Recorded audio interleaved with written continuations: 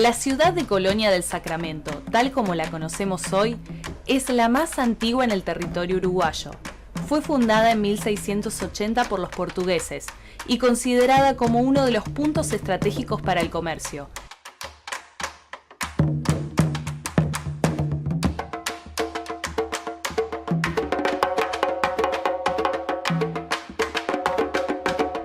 En 1494, españoles y portugueses firman en Europa el Tratado de Tordesillas, que literalmente dividía al mundo en dos. Este tratado, destinado a repartir las conquistas en el Nuevo Mundo, terminó siendo una de las disputas más importantes de la época. Los portugueses reclamaban que el río del Solís, hoy Río de la Plata, se convirtiera en el límite natural de esta división. La ciudad de Colonia del Sacramento, desde su fundación, pasó de mano en mano entre españoles y portugueses unas 4 veces para cada bando durante 100 años. Los portugueses contaban con el apoyo bélico y logístico de sus aliados ingleses, de la misma forma que España tenía el apoyo de Francia. El reino de Portugal, ¿sí?, que decide que fundar acá esta colonia, era una etapa muy especial, ¿no?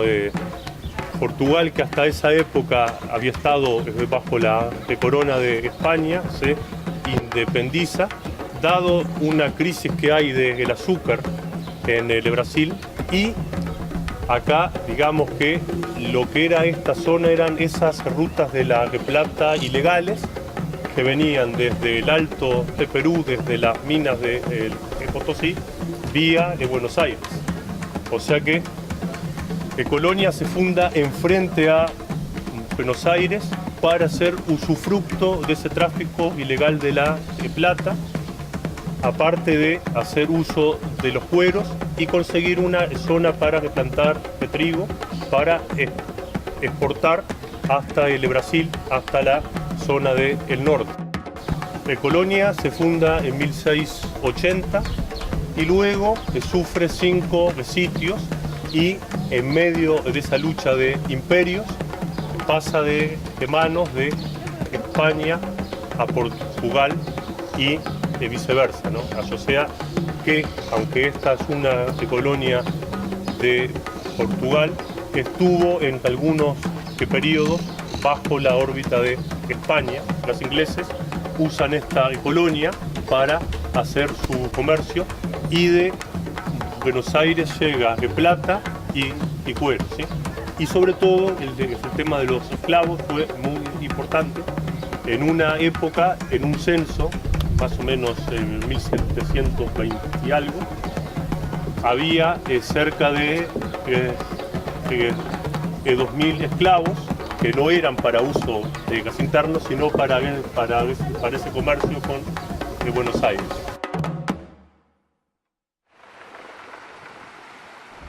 El grupo de indígenas que habitaban la región fueron los charrúas. Los charrúas estaban preocupados por sobrevivir. Cuando las tierras en las que vivían fueron colonizadas, quedó poco espacio para ellos. Los grupos indígenas no desaparecieron solo por la pólvora, las espadas o las ejecuciones. Enfermedades como la tuberculosis o la viruela, que venían desde Europa en los barcos, tuvieron mucho que ver con su exterminio. Los que no se adaptaron a la forma de vida occidental combatieron y murieron. Otros se integraron a la sociedad y, discriminados por una sociedad que rechazaba lo indígena, escondieron su herencia. Mis alumnos tienen muchos rasgos indígenas, mucho más que yo. Y uno les pregunta, ellos se sienten mal, no les gusta o se ríen, se ponen nerviosos. Yo no, profesora, ¿qué voy a tener? Me dice mi abuelo, tengo apellido, siempre la gente te dice, no, mi apellido es español, mi apellido es italiano, pero no tiene nada que ver, porque a nosotros nos impusieron los apellidos.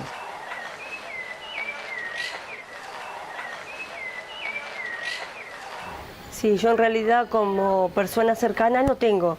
Sí me han hecho así comentarios, que sí, yo tengo lazos sanguíneos muy lejanos de indios, pero nada que, o sea, una persona, digo, que sin rasgos de indios, que sabemos que sí, que los rasgos son diferentes. Nosotros, por ejemplo, acá, lo que más, descendemos de italianos y de españoles, pero así cercano que yo conozca de indígenas, no. A vos te dicen charrúa y a vos te identificás con el monumento de los charrúas, con los quillapí, ¿verdad? Lo identificás con el taparrabos. Es como un charrúa congelado en el tiempo. Fíjate que ya pasaron casi 200 años desde esa última foto, vamos a ponerlo entre comillas. Ya no viviríamos en tonterías. Ya estaríamos viviendo quizás en comunidad, ¿verdad? Pero ya seríamos pueblos. Sí, ¿qué tal? Bueno, mi nombre es Tancredo, muchas veces para nosotros los que llevamos ascendencia indígena, el apellido, el nombre que se nos dan es irrelevante, ya que es muchas veces la pérdida de la identidad, justamente el nombre de bautismo que llevamos. Y estoy aquí en la Basílica Nuestra Señora del Rosario de San Benito de Palermo, quien está ligada con nuestros queridos hermanos argentinos y toma este edificio, esta institución religiosa, tiene una importancia en lo que respecta a nuestros pueblos originarios, ya que de aquí parte el documento principal en el cual nos basamos nosotros para mantener la certeza de que aquí nació Micaela Goyenusa, una de las 5 charrúas que fueron enviados a Francia en 1831, el cual enviaremos foto del documento, el cual reza allí que una muchacha charrúa deja de ser muchacha charrúa para ser Micaela Goyenusa. Como les dije, esta institución lleva el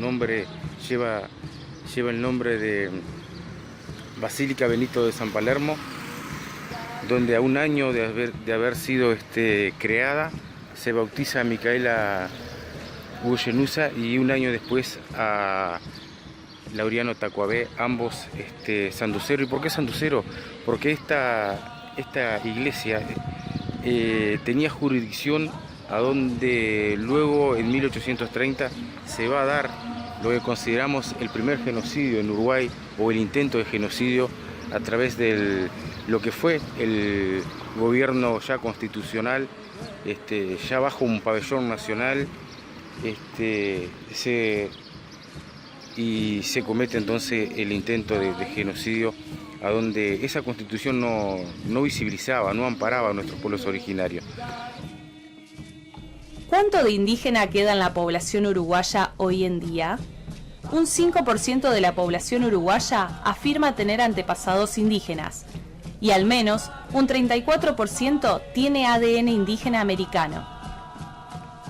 Hasta los años 80, Uruguay se declaraba como el único país de América Latina sin población indígena. Decía tener una población homogénea y europeizada, formada en esencia por descendientes de inmigrantes españoles e italianos y con pocos afrodescendientes. Los indígenas, se decía, habían sido exterminados sin dejar rastros. La identidad indígena reemerge y poco a poco se forman los primeros grupos que se autodenominan charrúas. En la actualidad hay 10 organizaciones y comunidades indígenas nucleadas en el Consejo de la Nación Charrúa, CONACHA. La gente se reconoce como charrúa porque es su memoria oral, su memoria familiar, ¿verdad?, la que define que viene de los charrúas. Algunos sí definen que su ascendencia es guaraní, pero bueno, en el CONACHA reunimos a los descendientes de los charrúas. Todavía no existe ningún plan ni programa específico para la población indígena en Uruguay, porque falta ese paso, es el reconocimiento que existimos. Población con ascendencia indígena y algunos que nos denominamos ya indígenas de hoy, del siglo XXI. Yo creo que hay como dos partes en cómo miramos los uruguayos. Todo lo que es diferente para nosotros es menos.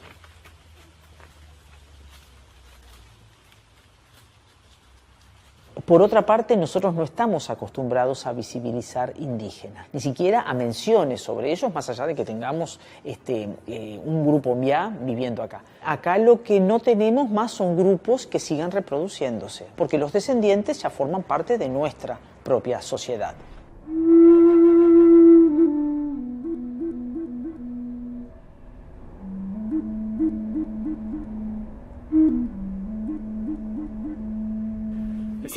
un Estado, un gobierno democrático, de izquierda, ¿no? ¿Cómo todavía hasta el momento no se ha reconocido que existió un genocidio? No se ha puesto ni el nombre de genocidio para la educación, es masacre, no es genocidio. No se debate acerca de ese momento, y que ese momento fue como el que marcó las bases del nuevo Estado-Nación que se estaba por formar en el Uruguay. 1830 la Constitución, 1831 en adelante las masacres.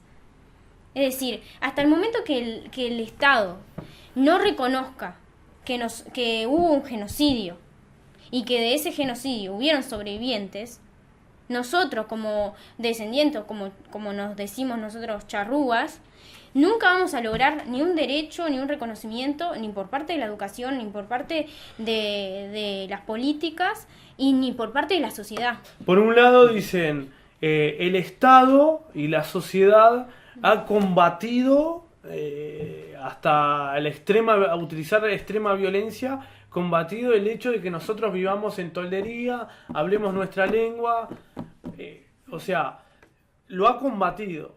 Pero por otro lado nos dice, no, ustedes tienen que vivir en tolderías y tienen que mantener su lengua. Entonces, pero mi negro, pero si vos hiciste todo lo posible para que yo deje de hablar mi lengua, para que yo deje de vivir en toldería, ¿cómo ahora me venís a exigir que yo tengo que vivir en toldería y tengo que hablar mi lengua? Es una hipocresía brutal. Es como también, viste, el tema de que en muchos censos de América Latina se utiliza el tema del argumento lingüístico para identificar población indígena. Pero si todos los países de América Latina reprimen las lenguas indígenas, ¿cómo van a utilizar un criterio lingüístico para identificar a los pueblos?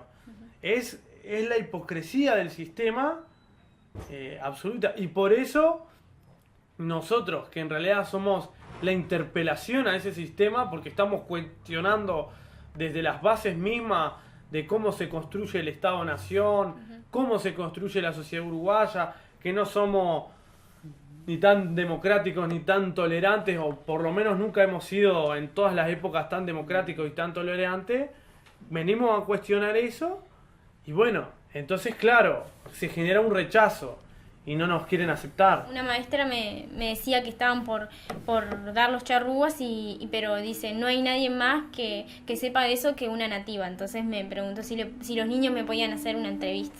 Y eso para mí es un paso muy importante para la sociedad, para nosotros mismos, y para seguir desarrollándonos como cultura, y que nos tomen en cuenta es importante. La recuperación de la memoria charrúa continúa lentamente a través de la investigación con apoyo de antropólogos y lingüistas.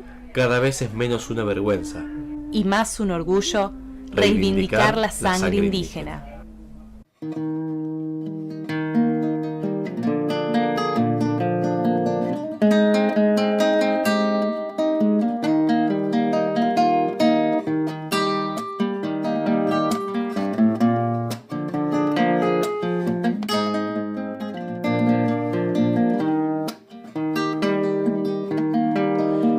Charrúa corre por mis venas, arrastro en esta vida dolores y penas, pero sigo adelante, yo voy dando pelea, pues no sabe rendirse mi alma guerrera.